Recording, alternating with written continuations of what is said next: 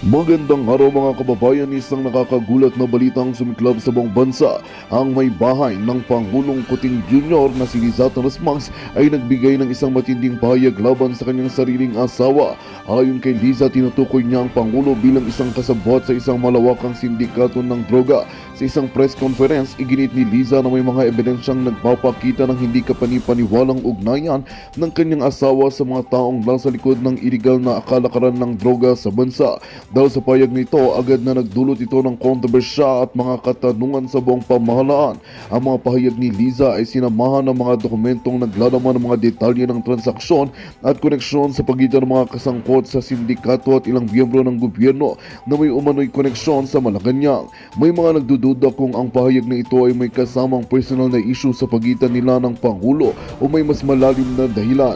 Sa ngayon, ang mga pahayag ni Liza Rasmas ay nagdulot ng matinding tensyon sa loob ng administrasyon at nagbibigay daan para sa mga investigasyon na isinasagawa ng mga otoridad. Habang ang mga eksperto at mga politiko ay nag-iisip kung paano re-resolbahin ang isyong ito, ang buong bansa ay nag-aabang kung paano ang magiging epekto ng mga alegasyong ito sa politika at sa mga plano ng kasalukuyang pamahalaan. Patuloy ang pagmamonitor ng mga ahensya ng gobyerno at mga eksperto sa usapin nito. At yan nga ang balitang ating pagkakatutukan. Ngunit bagong lahat, siguraduhin mag-subscribe at ihit ang notification bell para sa patuloy na pagtutok sa mga silip ng bagong balita sa tunay na boses ng masa.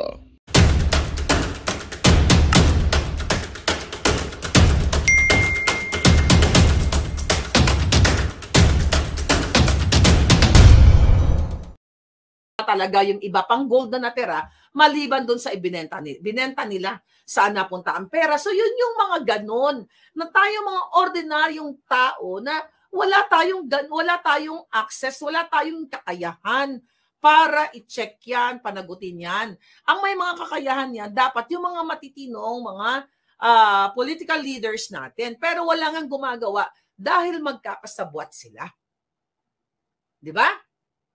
Balikan ko lang, I think naputol ako doon kanina, doon sa bridge, okay? Na dapat nilang managot dahil 1 billion, ano yon, yung 1.2 billion ang ginastos doon.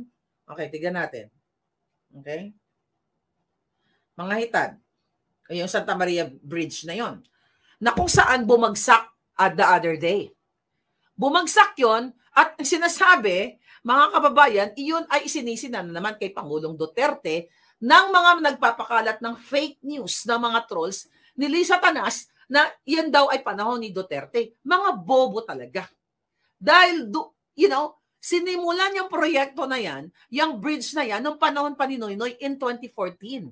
Sa halagang 1.2 billion na budget for that, ano tawag dito? For that project. So natapos sa panahon ni Bangag. Actually, hindi mo pwedeng sisihin si Noynoy. Una na, patay na yon. Okay? Nagbayad na yon sa mga kasalanan niya. Diba? Hindi mo pwedeng sisihin si Pangulong Duterte. Dahil kung matino ka, kung ikaw ay leader, dahil panahon mo na you have to ensure, you have to make sure na ito bang mga project na ito ay nasa tama bang alignment?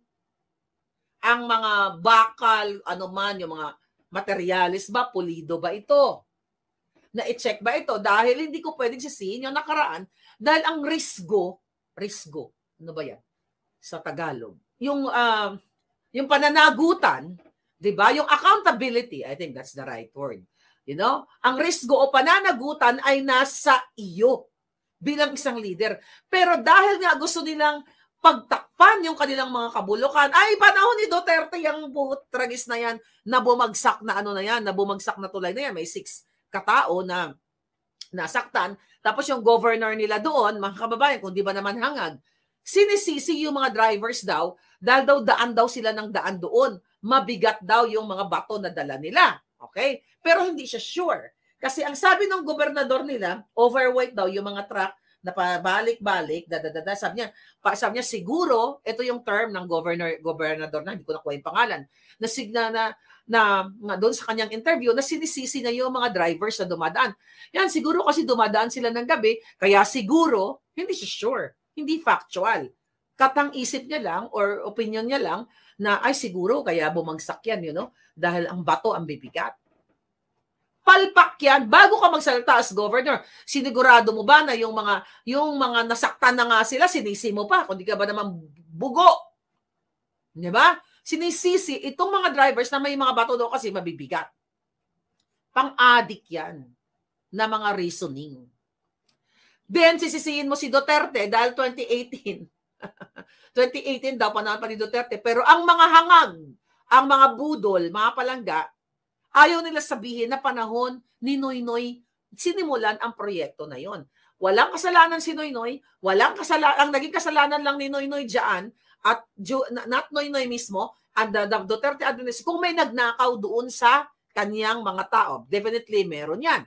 At doon sa panahon ni Pangulong Duterte, kung may nag-kickback na mga engineers, contractors, and everything, which is rampant nga sa atin yan.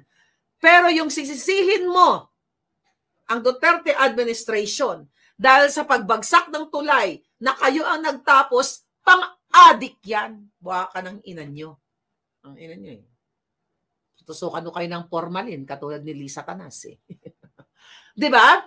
So ngayon, kaya ang ginagawa ng mga bangag dyan sa presidential communications, mga kababayan, puro vloggers ang kanilang tinatarget. Recently, sabi ni Lucaret Castro na talagang inaatasan siya ng presidente na ayun, parang gusto daw nilang paigtingin ang batas dito sa, tama ba? Mag-comment kayo dyan ng gusto nyong ano. Sabi ni Trollbuster, si Ochoa nagnakaw panahon ni Noynoy. Inggit si Llamas, sabi ni Trollbuster. Ngayon, okay. Ang sinasabi nila ngayon dyan sa presidential communications, wala namang iba eh. Duterte, vloggers, panagutin sa mga fake news. Ang buwaka ng ina mo, Lucaret. Pumunta ka lang sa account ni Lisa Tanas at ni Bangag. Kung gusto mong magkaroon ng batas at bitayin o gurgurin ang mga pasimuno ng mga trolls, si Lisa Tanas at si Marcos Jr. mismo ang unang mabibital. Dahil noong 2022, if you talk about jokingly, dahil sabi ninyo, dahil ayaw nyong i-take na nagjo-joke lang ang Pangulong Duterte na gurgurin niya, na sana gurgurin na lang yung 15 para yun, no? Makapasok yung kanyang mga kandidato, di ba? That was a joke, tapos binailan nila ng kaso. Si Marcos Jr. nag-deliver ng kanyang pananalita noong 2022 na hindi sila pinapansin ng media, kaya nag-hire sila ng trolls. Coming yan sa bunganga ni Marcos Jr. During that time, you know, syempre kakampi ko pa sila, I just brush it off, di ba? Pero alam ko yung si Emerald Bukangkang, talagang yan, kausap ko yung mga hayop na yan na nagbibigay ng mga link, leads at kung ano-ano pa. Pero never ako nagpasakop sa mga hayop na yan o para diktahan ako kung ano ang gusto kong isulat o sabihin dito sa ating vlog. Okay? Ngayon, mabalik tayo dito sa trolls na talagang papanagutin daw, kailangan paigtingin, amendahan ang batas patungkol dyan sa freedom of speech, mga kaputahan ng mga buwaka ng itong Lucaret na ito. Gaga ka kung merong mabibita yung amo mo. At by the way, nakakatawa ka at nakakaawa ka, Lucaret Castro. Dapat yan yung pangalan niya. Why? Recently, pinakinggan ko yung kanyang interview patungkol nga doon sa binabanggit na kay Inday Sara na parang nakakalungkot daw ng isang vice president na tulad ni Inday Sara ay nagsasabi pa sa mga tao na dapat magalit ang tao sa gobyerno. Hindi kasi yan na eksaktong content. Ang sinabi ni Inday Sara na karapatan ng taong bayan, it's your freedom to express kung meron kayong galit o hinanakit o hindi magandang pananaw o nakikita nyo laban sa mga bangag. Tapos ngayon, ang sinasabi dito ni Lucaret Castro, mga kababayan, kasi tinanong siya ng reporter na parang, yan ba ang direktiba sa'yo ni President Bangag Marcos? Sabi niya, sabi niya, yun ang sinasabi sa akin ng PCSO. Di ba PCO. PCO, Presidential Communications. Sabi niya, yun ang sinasabi sa akin ng PCO, sabi ng PCO. Ibig sabihin, itong si Lucaret Castro, hindi niya nakakausap ng direkta si Bangag Jr. Ang kumakausap dyan, si Emerald Bukangkang, na parang tatanggalin na rin yata yan parang gusto niya daw tanggalin si Emerald Bukangkang, but I have to verify, no? Kasi may na-receive akong information patungkol dyan kay Bukangkang. But anyway, mag-stick tayo doon kay Locaret Castro. Ibig sabihin, ikaw, Locaret, gaga ka. Dakdak ka ng dakdak. Tingnan mo, puro malian, puro kasinungalingan lahat. Kayo ang fake news spreader. Hindi mo nga nakakausap directly si Bangag. Kasi walang tiwala sa'yo dahil buang ka. Ang role mo lang ay mag-attack, magdakdak ng walang sense. Imagine mo, spokesperson ka. You talk, kumbaga, bawat buka ng bunganga mo magre-represent sa presidente. Pero hindi mo nakakausap directly. So, yung sinasabi sa'yo ni Bukangkang o sino man dyan, ni Bulldog, ni Honey Rose, na ito sabihin mo, ganito, ganyan. Maaring mga katang isip na lang nila yan. Kaya dahil hindi mo nakakausap ang presidente, nagpapakitang gilas ka na nagbumukha ka ng tanga. Imagine mo, recently, di ba? Ang sinasabi niya na dapat, ano yung sinasabi niya doon na dapat daw sumulat ba or mag-request itong mga senators kay Marcos Jr. para sa impeachment, para madaliin ang impeachment ni Inday Sara. Ano kayo dyan? Mag-comment kayo dyan. Mga kababayan, lumabas talaga ang pagkaboba. Okay? Ano sabi niya? Teka, ano sabi dito? Comment kayo dyan para masaya. Okay? Alright. Girlfriend yan ni Trililing, sabi ni Sisa Salito. Okay, tiyan ko lang to. Mayroon akong ano dito, ha?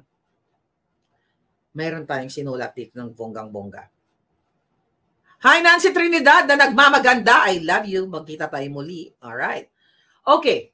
So dahil dito, sinabi dito sa balita 15 hours ago na may sinabi kasi si Locaret Castro. Okay? Ito, ang sabi niya, okay, para daw mapapabilis niya yung pag-impeach, ang impeachment trial kay Inday Sara ay dapat, okay, mag-send ng sulat, letter of request etong mga senador o like si Escudero kay Bangag para nga mapabilis ang pag-impeach kay Inday Sara. Tanga! Abogadong pulpul. Gaga ka ba? Di ba? Bakit siya gaga? Mga kababayan, ang impeachment, okay, ay wala dapat impluwensya ang presidente sa tunay na usapin. Dandali, Ano yung sinulat natin dito kanina? Okay. Okay. Dapat ang presidenteng matino. Hindi siya dapat nakikialam dito sa usapin ng impeachment. Pero nakita naman natin yan nung panahon ni Noynoy, yung pag-impeach nila kay CJ Corona ay nagkaroon ng bayaran na 20 billion pesos. At yan recently na ni sino yon? Dating who's that yung tumatakbo ngayon ng senador? Si Norberto Gonzales. Sinabi ni Norberto Gonzales na during panahon ni Noynoy nagkaroon ng bayaran ng 20 million pesos para impluwensyahan ang impeachment ni laban kay CJ Corona. At pero syempre, kung matalino at hindi Locaret si Castro, hindi niya sasabihin yan. Hindi niya sasabihin sa public na, kayo dyan sa Senate, sumulat kayo, mag-send kayo ng letter request letter kay Bangag para mapabilis ang impeachment trial kay Inday Sara. Oh my God.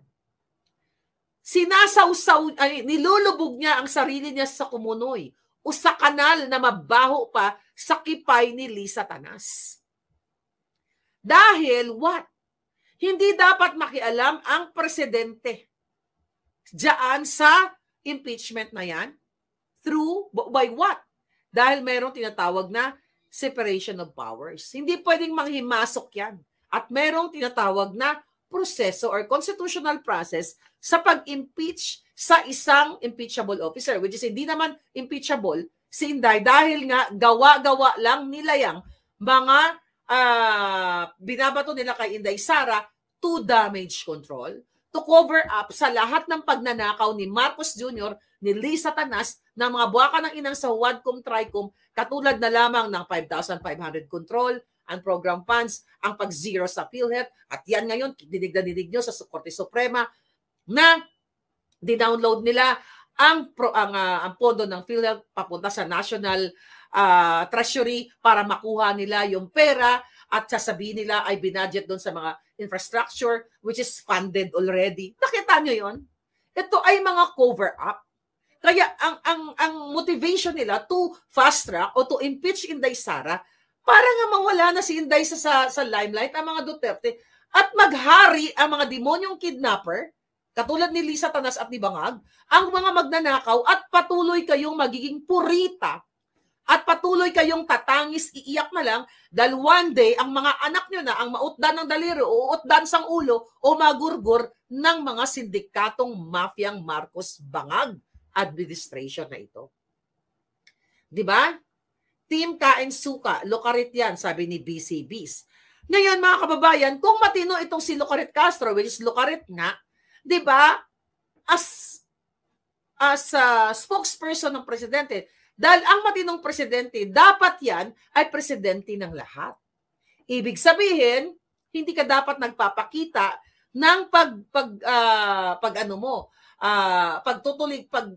pagkutya mo sa ibang sektor ng lipunan, katulad na lamang nung sinabi ni Bangag na ang mga senatorial balls ni Pangulo Duterte ay parang pinabili lamang ng suka. 'Di ba? At nabigyan ng Certificate of Candidacy. Bilang isang presidente na matino ay hindi ka naggaganyan-ganyan. Well, yun yung strategy nila. To destroy others para masabihin na sila ay wala daw bahid ng korupsyon o pagnanakaw ang kanya mga Senate slate. Iwala ba kayo doon? Yan po, yung buwaka ng inang Dodong Pacquiao na yan, tignan mo na lang, kinain yung suka niya. Si Tolin, lahat halos ng mga nandoon.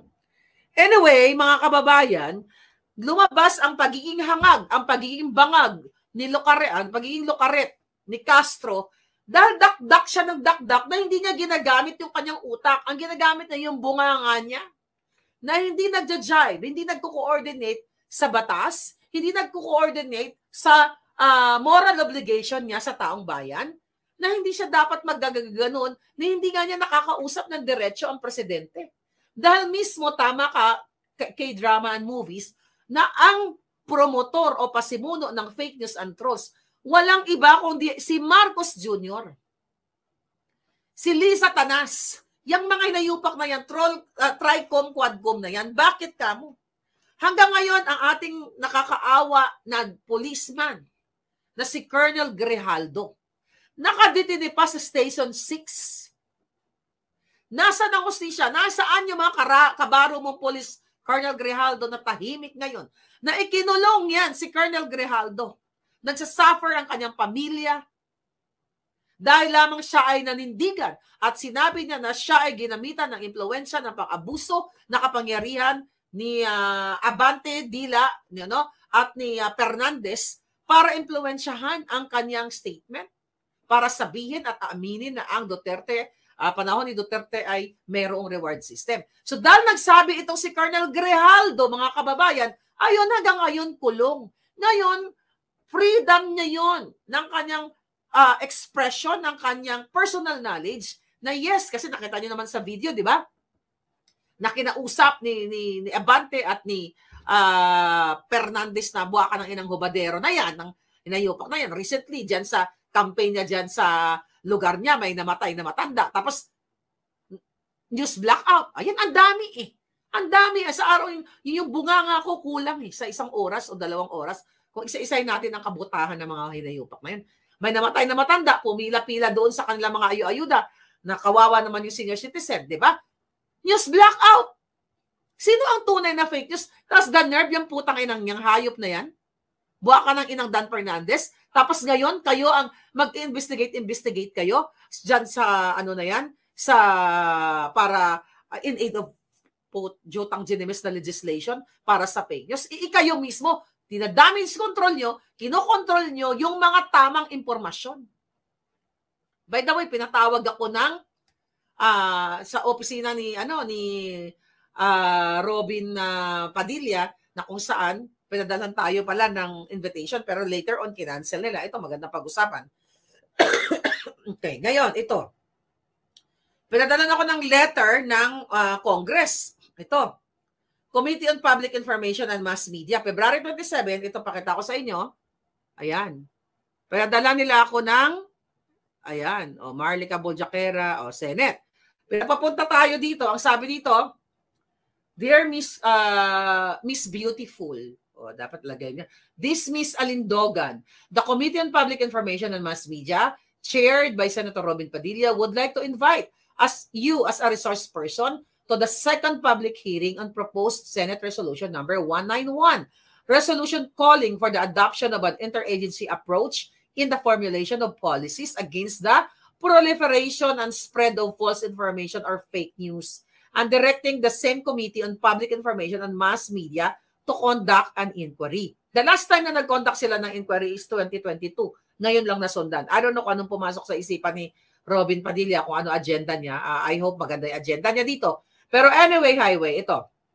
Sabi dito, in aid of legislation with the end view of proposing amendment to Republic Act number 10175, otherwise known as the Cybercrime Prevention Act of 2012, and other pertinent laws by Senator Padilla. It will be on Monday, March 3, 2025. March 3 dapat. Pero, ito yung kasabay na nag-issue ang Korte Suprema. Okay?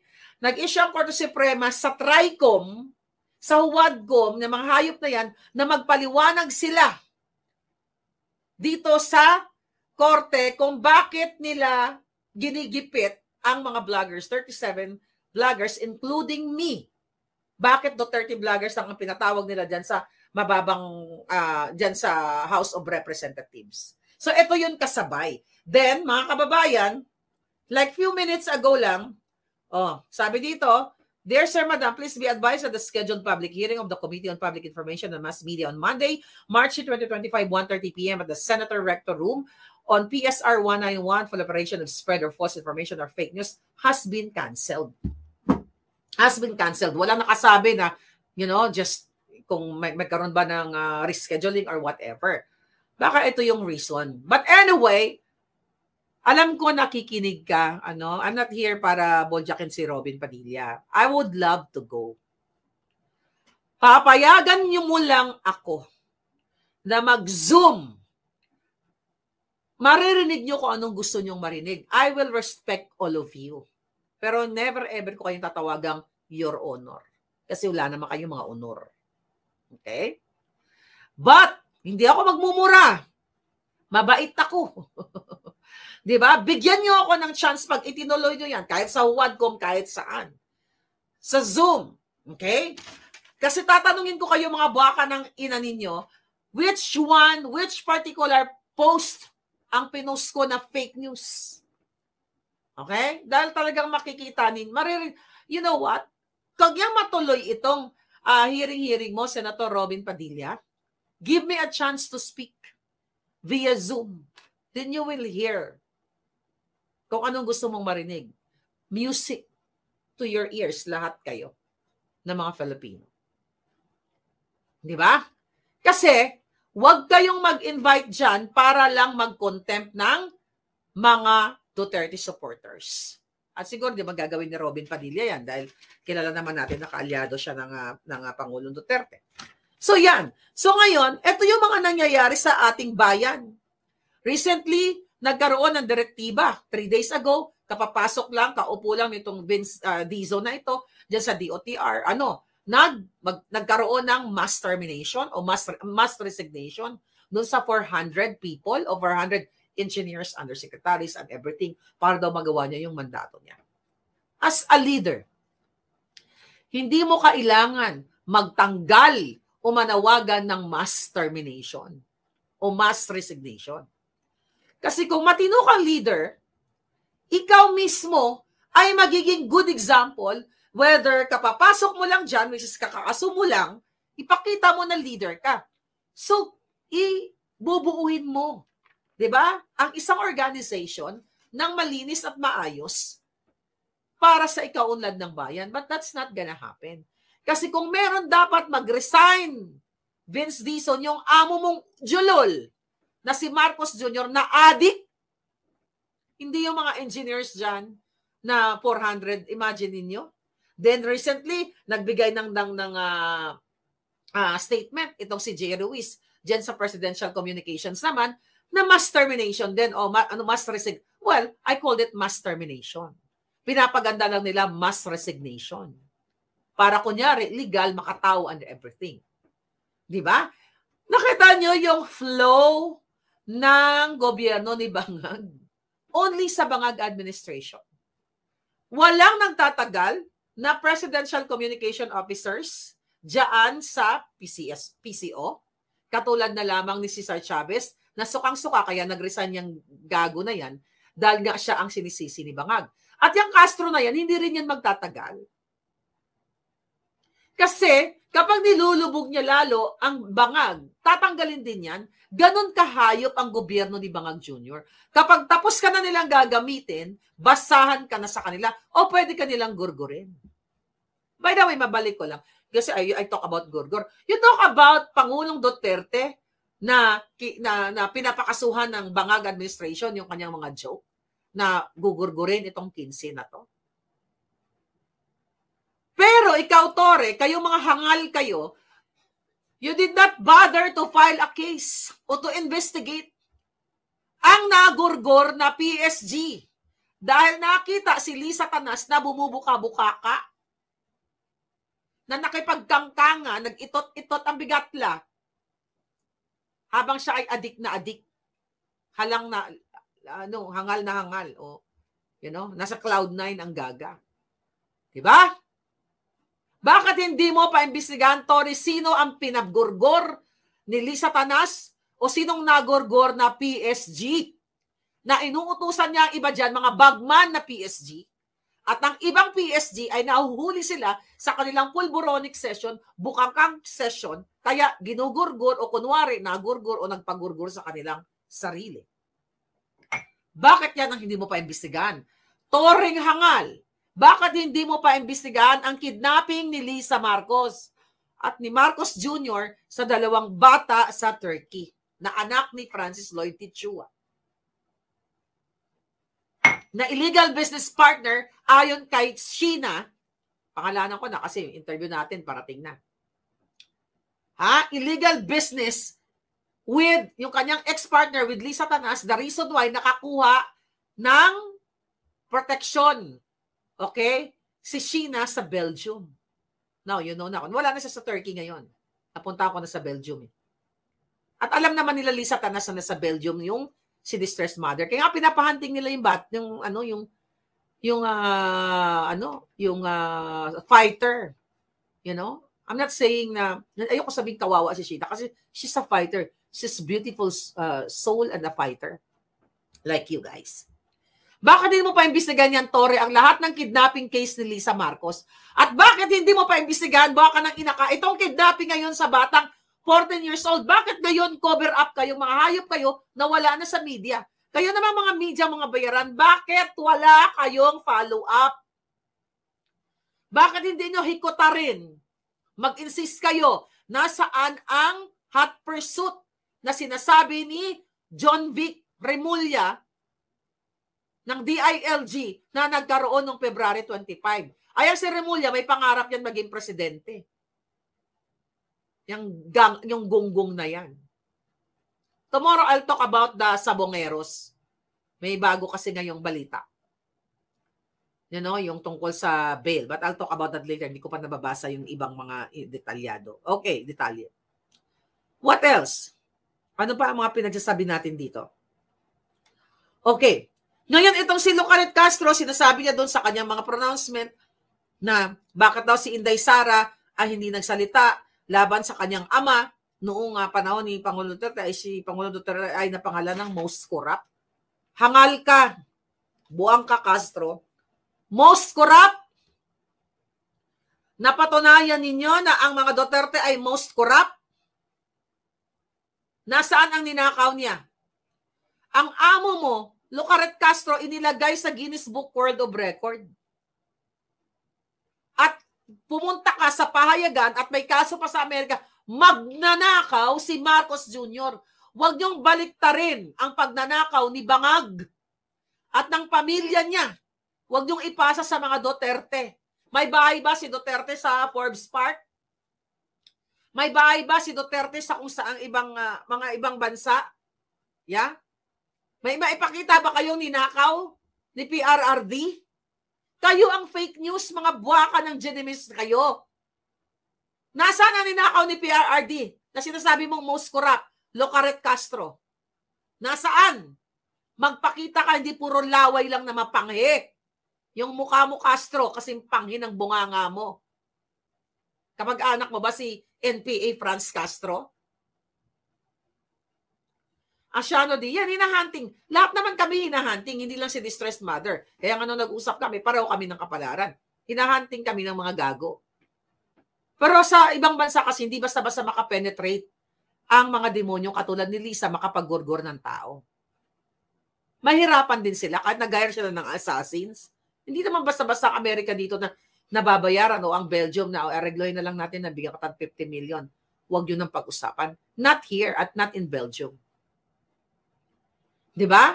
Gago ka, Castro. Ha? Ang tawag sa kanya dapat Locaret Castro. Paano mo pagtitiwalaan yung attorney na yan? Attorney no case. Nagki-clickbaiting sa kanyang YouTube para kumita ng pera. Kung abogado ka, hindi mo kailangan mag-clickbaiting.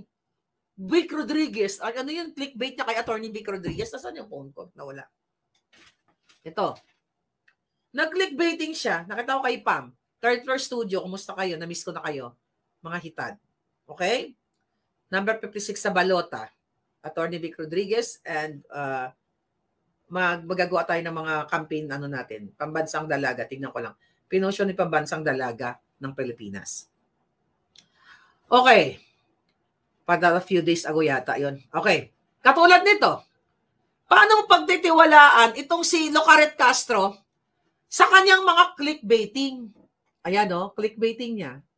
Oh, nako, naka-views. Attorney Vic Rodriguez nilaglag na si VP Sara. Nagpakasasa raw sa pondo ng DepEd. Clickbaiting and fake news. Ibig sabihin itong gagang abogadong Locaret lumalamon sa pag-spread ng fake news. Tayo ba nagki-clickbaiting tayo? Hindi. Damage control, backlash, kidnapping, at formalin. Ano ang clickbaiting dyan? Diba? Yan ang tawag dyan nagki-clickbait.